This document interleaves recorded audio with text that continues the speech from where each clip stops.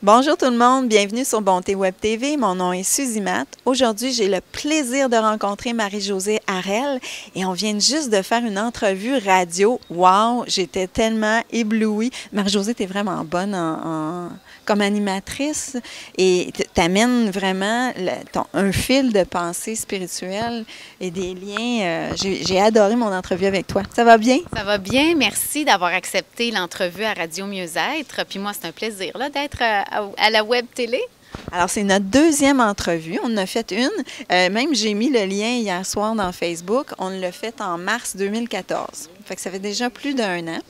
J'avais assisté à une de tes conférences et j'ai adoré ça parce que j'ai appris à te connaître plus au travers de ton cheminement spirituel, ton lien aussi, étant donné que tu as voulu être, que tu as été une religieuse. Et bon, c'est sûr, tu as écrit le popcorn. L'effet popcorn avec ma grande amie Julie Vincelette. En fait, on a fait le tome 1, tome 2. Qui sont toutes des petites chroniques, des histoires tirées de notre quotidien. Puis on raconte comment on choisit de voir la vie du bon côté, peu importe ce qui arrive. Ouais. Ça, j'ai bien aimé. Et le livre Dieu s'en moque, que j'ai feuilleté et que j'ai plusieurs petites questions. Ce que j'ai vu dans ce livre-là, c'est ta connexion avec le cours en miracle.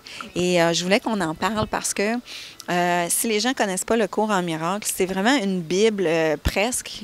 C'est une référence de plusieurs gens dans le domaine de la spiritualité. Qu'est-ce qui t'a attiré au cours en miracle?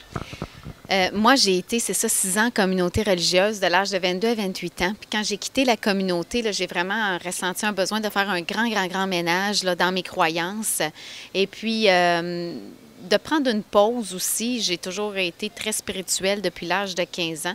Le cours en miracle est arrivé, je pense, suite à un grand désir d'ouverture au niveau de ma spiritualité.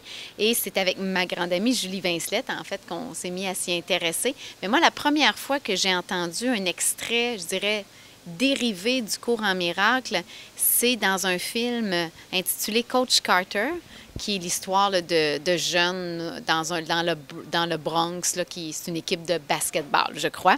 Et là, il y avait à un moment donné un jeune qui cite un texte qui dit, qui commence en disant « Notre peur la plus profonde n'est pas d'être inapte, notre peur la plus profonde est d'avoir un pouvoir extrêmement puissant. » Et qui se terminait en disant « Si nous laissons notre lumière briller, nous donnons inconsciemment aux autres la permission que leur lumière brille. Si nous sommes libérés de notre peur, notre présence suffit à libérer les autres. » Et moi, je qualifie ce moment dans ma vie d'expérience spirituelle parce que le temps s'est arrêté et j'ai vraiment eu l'impression que l'éternité parlait à mon âme. Et là, je me suis mis à la recherche de ces mots-là, d'où ça venait. Je vais voir quel auteur, qui était l'auteur, en fait, du film, peu importe. Et finalement, j'aboutis à Marianne Williamson. C'est un extrait de son livre « Un retour à l'amour ». Et on sait, Marianne Williamson est une des plus grandes ambassadrices du livre « Un cours en miracle ». Alors, c'est comme ça que je suis arrivée au cours en miracle. Le cours en miracle, c'est pas un livre facile à lire. Je sais que beaucoup de gens... Toi, tu l'as chez toi? Je l'ai, c'est quoi, c'est 1400 pages. J'ai commencé à faire la lecture, à faire quelques exercices. Là. Il y a des exercices à tous les jours. Oui. Et à un moment donné, j'ai juste arrêté. Mais je pense que je ne l'ai pas compris parce qu'en lisant ton livre, ce que j'ai compris, c'est que tu as décroché du mental à un moment donné, puis tu as juste simplement lu le livre. Le cours en miracle, je dis toujours aux gens, il faut se donner 100 pages. Là. Les 100 premières pages, on ne comprend pas. C'est comme nébuleux. Puis moi, là, au début, là, je relisais des phrases 3 fois, 4 fois, je ne comprenais pas, jusqu'à temps que je lisais un petit peu là-dessus, puis quelqu'un disait, c'est très pédagogique, le cours en miracle, donc ce sont toujours les mêmes idées qui sont répétées, alors il faut juste comme lire, même si on ne comprend pas, et au bout de 80-100 pages, à un moment donné, c'est comme si là, on comprend.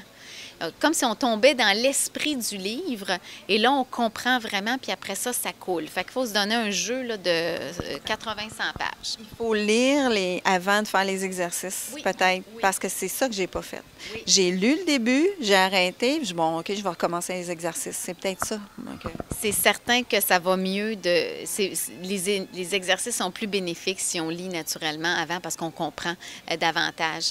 Puis là, moi, à partir du moment où là, ça s'est comme éclairé, là, je l'ai lu quand même assez rapidement, le cours en miracle.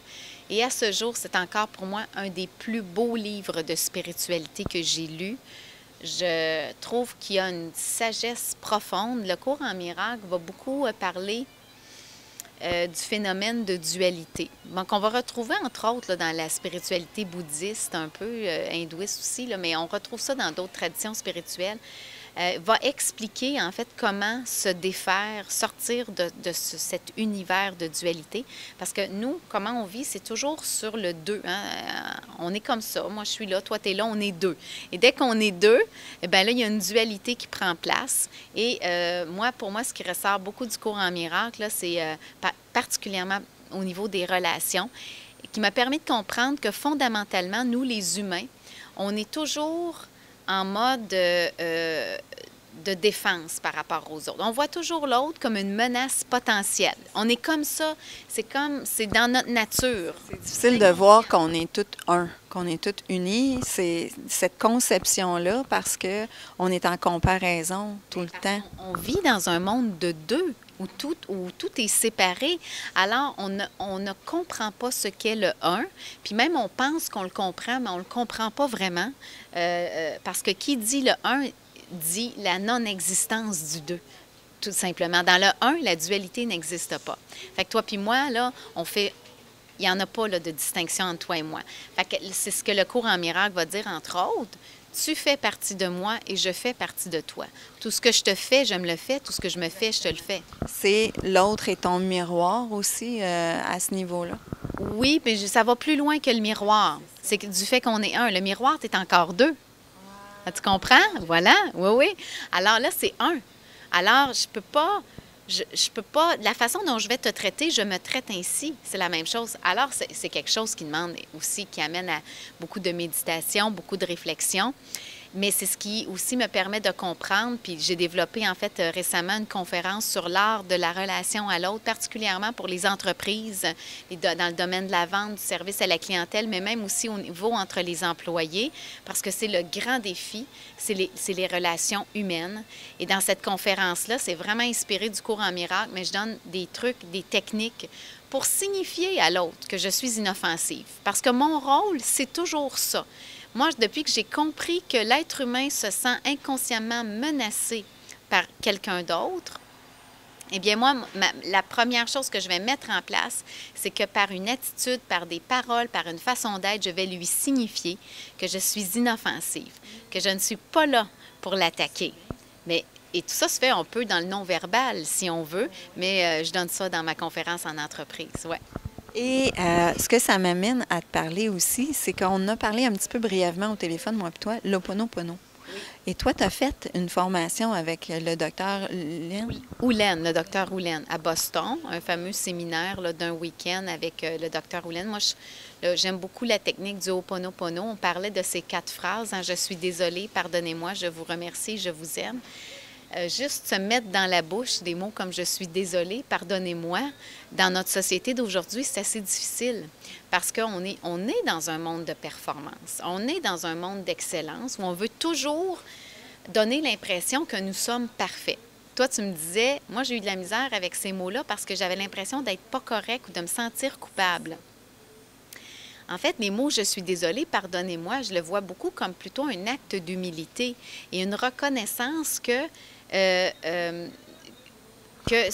à qui tu dis « pardonnez-moi, je suis désolée », en fait? Si je m'en vais dans l'idée du cours en miracle, je dis ça au un, donc à tout. À moi, à toi, à la situation. Puis le docteur Oulen dit, ça n'a pas d'importance qu'on comprenne ou pas à qui on le dit. Ça n'a aucune importance. Ça agit, ce sont des phrases qui vont agir, parce que, en fait, c'est une reconnaissance que on n'est pas parfait, justement. Et que, moi, j'aime beaucoup cette parole de Saint Paul qui dit, « Je fais le bien en fait, je ne fais pas le bien que j'aimerais faire et je fais le mal que je ne veux pas faire. » Et c'est là que, quand on compte uniquement sur nos forces humaines, eh bien, c'est limité. Mais quand je décide de créer un espace en moi et d'accueillir la grâce de Dieu, ou qu'on l'appelle de l'amour, que je fais une place à cet amour qui est plus grand que moi, eh bien, à ce moment-là, j'ai probablement une chance d'aimer encore plus convenablement. Fait que je suis désolée, pardonnez-moi, c'est une façon pour moi de dire, je sais que j'ai besoin de quelque chose de plus grand que moi pour être la meilleure version de moi-même et pour aimer davantage. Fait que ce ne sont vraiment pas des phrases pour culpabiliser. Je reconnais aussi ma responsabilité dans cette situation-là.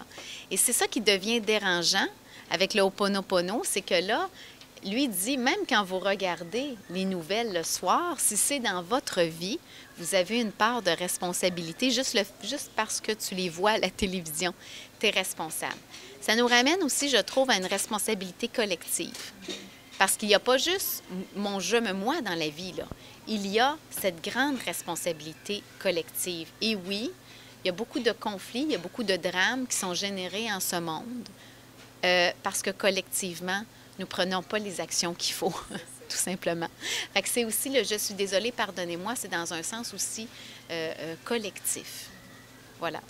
Et au niveau de l'amour, parce que là, on est comme dans le besoin, mais c'est parce que ce que je te racontais tantôt, c'est que j'écoute une émission de radio, puis à la radio, on dit « Ah, est-ce qu'on est obligé d'aimer sa famille? » Et là, quand j'ai entendu cette phrase-là, j'ai fait « Ouais, ça fait un non-sens. » Parce que c'est pas une obligation, c'est une réalité. Tu les aimes, c'est pas une question de les aimer ou pas les aimer. Mais on comprend même pas ce que c'est réellement l'amour, en quelque part. Aujourd'hui, je pense qu'on a une définition assez petite de l'amour parce que particulièrement au Québec, nous avons évacué le spirituel. On n'a pas juste évacué le religieux, hein, avec la Révolution tranquille, on a évacué la religion, le religieux, mais on a aussi évacué le spirituel. Actuellement, il n'y a pas de place dans le discours social pour la spiritualité. Alors, c'est sûr que notre vision de l'amour est petite. Elle est réduite à notre phénomène humain, point.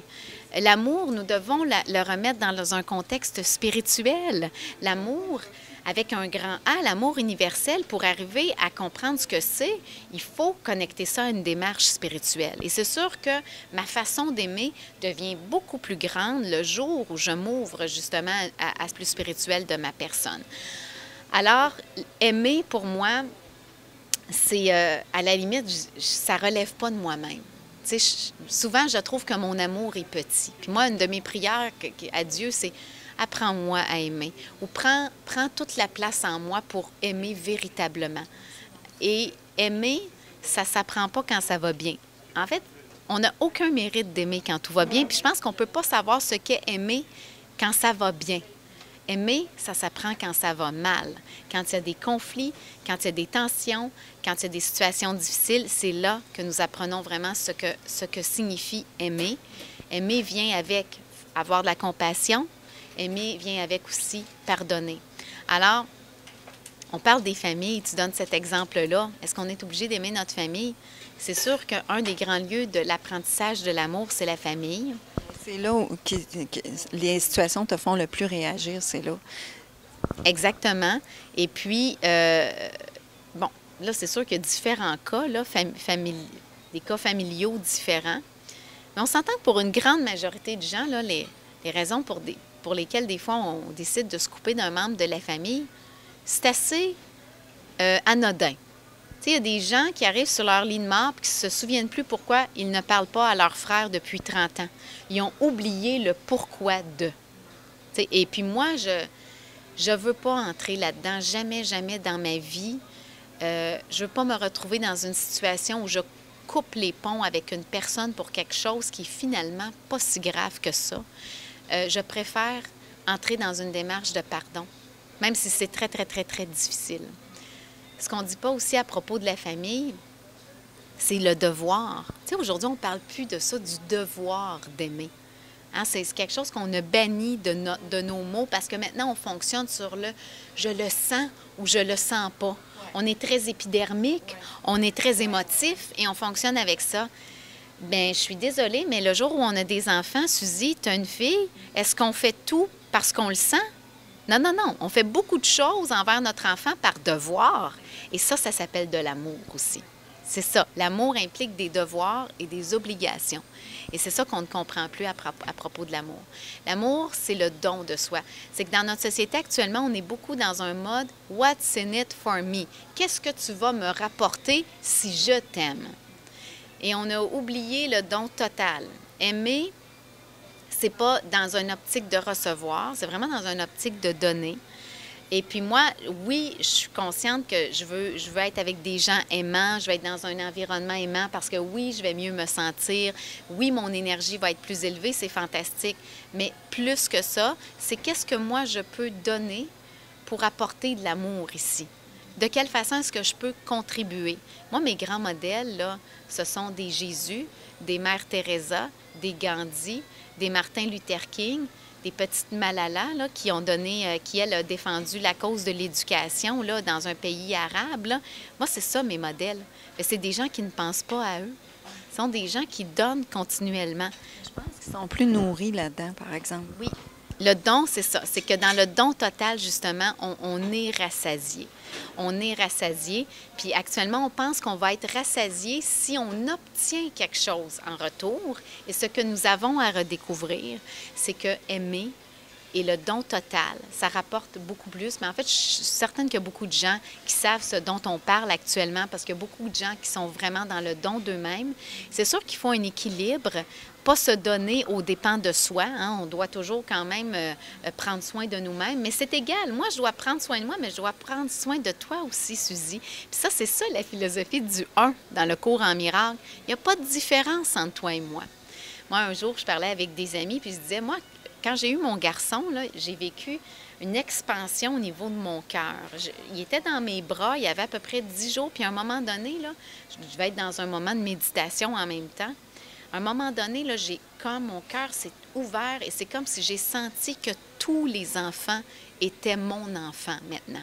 Ah oui, j'ai vu aussi justement dans ton J'en parle. Oui, j'en parle. Comme s'il y avait eu une expansion oui. au niveau de la Terre. Oui, c'est comme si tous les enfants de la Terre étaient le mien. C'était très difficile à expliquer, mais à partir de ce moment-là, pour moi, il n'y a pas de différence entre mon enfant et l'enfant d'un autre. Je vais avoir le même comportement.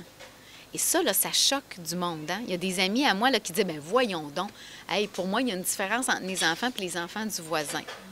Mais le vrai amour universel total, le cours en miracle, c'est ce qu'il explique. Il n'y a pas de différence entre toi et moi. Aussi, le plus tu vas t'aimer aussi, tu vas prendre soin de toi, il me semble que ça va aller naturel vers les autres, mais pas d'une façon égoïste. Voilà. C'est là l'équilibre, là, je pense. Voilà. Moi, je pense qu'un ne va pas sans l'autre. C'est que pour apprendre à t'aimer, tu as besoin d'aimer les autres.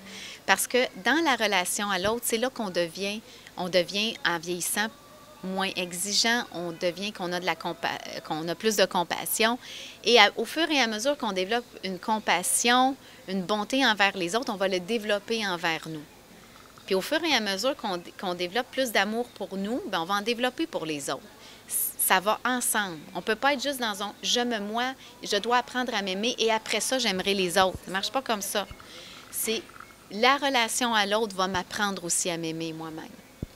Merci, Marie-Josée. J'ai pris plus de temps. J'aime trop ça, parler avec toi. Alors, un immense plaisir, c'est quand tu veux. Suzy, continue ton travail qui est absolument formidable. Oui, merci beaucoup. Et toi, la tienne, à la radio, ça fait longtemps que tu fais la radio? Et là, ça fait maintenant 6 mois que je suis à Radio Mieux-être. J'adore ça. J'adore ça. Moi, mon rêve ultime, c'est d'avoir mon émission de télé sur la spiritualité. Je pense qu'on s'en vient, ça s'en vient, on va finir par l'avoir. Mais d'ici là, je sors mon prochain livre en janvier 2016, qui va être un gros guide pratique, comment mettre du spirituel dans notre vie, peu importe nos croyances. Alors ça, je suis vraiment très excitée, toujours aux éditions Québec-Amérique. Choyez, ils embarquent avec moi.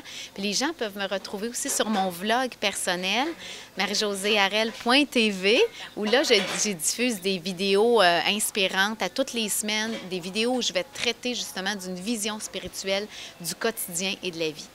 Bien, merci, merci. Je te souhaite une bonne continuité, Marie-Josée. À bientôt. Bye tout le monde. Bye.